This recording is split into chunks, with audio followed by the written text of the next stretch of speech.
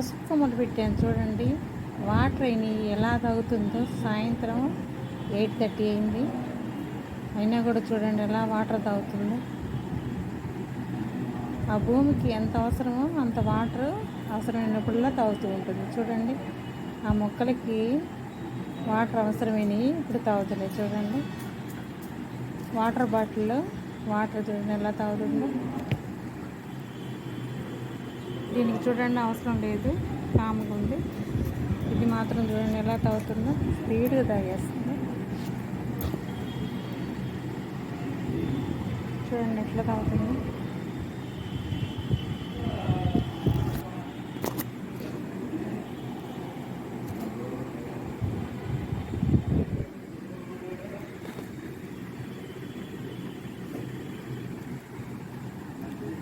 చూడండి ఎంత మిరాకిలో చూడండి వాటర్ ఎలా తాగేస్తుంది.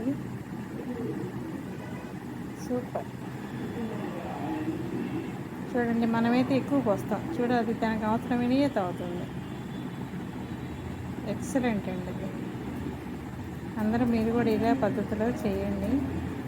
వాటర్ కావాల్సిన వరకే తాగుతాయి. వాటర్ బాటిల్లో వాటర్ పోసి పెట్టండి, అవే తాగేస్తుంది. మీకు కూడా ఎలా పెట్టాలో చూపిస్తా చూడండి ఒకసారి. ఇలా బాటిల్లో వాటర్ నింపి ఇలా మనం లోపల పెట్టామనుకోండి, ఆ ఇసులోకి వెళ్ళిపోతుంది. ఇది